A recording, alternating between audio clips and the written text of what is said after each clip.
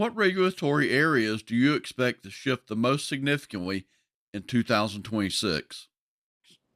I think going into 2026, the key areas for folks in the fleet management space, when we talk about regulatory and compliance, it really is adapting to the ever evolving digitization of what have historically been very archaic processes. So I think what we'll see moving to 2026 is more and more states adopting digital title and registration processes.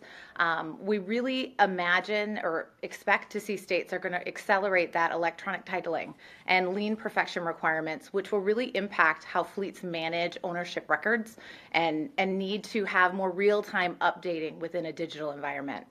I think that goes hand in hand with real-time compliance monitoring.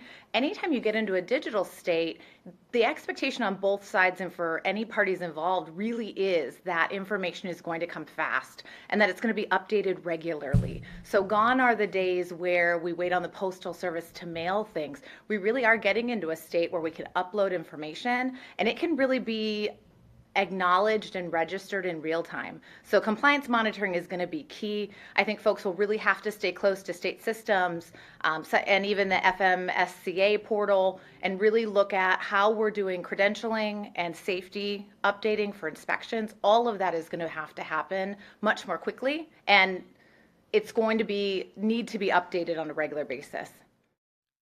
Which compliance elements do you think will convert to real time?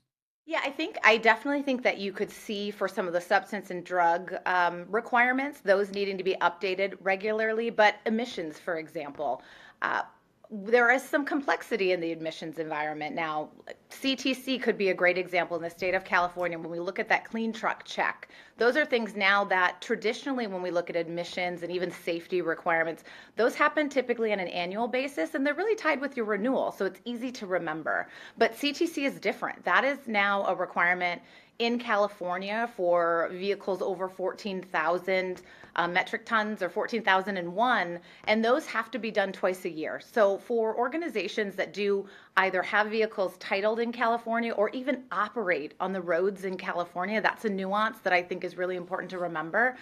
We're going to need to have more regular updating, so twice a year versus annually just at renewal. That's something that the state is going to manage and they are going to track. And it's one thing, and I think a question later on is, what are some of the things that fleets really need to pay attention to? And CTC is a great example because it's different. Twice a year is different than annual, and it's something that does have to be tracked more regularly and is being done in a digital fashion. There is a CARB website that you go into. It is connected to the DMV in California, and those two systems do talk. It really is a main part of the practice in California. And many fleets are having to build some muscle memory in this space in an area that they didn't have to before. Again, annual renewal is an easy time to go ahead and get your inspections. It's easy for fleet managers to remember. It's easy to track because it's part of the process to get a renewal or a vehicle renewed. Whereas in California now, that mid-year check is something that has to be monitored independent of any other application process.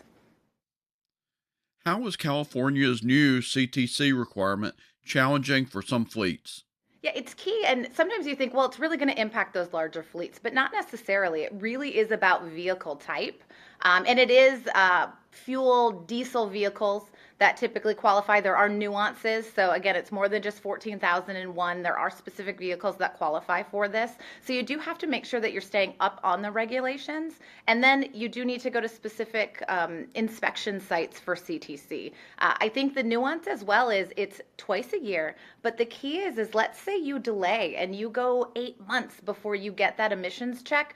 For lots of folks, you think, well, I'm good for 6 months. But for the CTC, it's different. It really does go by twice a year dates. So if you're late in getting that inspection, it's only good until that next inspection due date, which would be 6 months from the original date. So for many companies, this is tricky.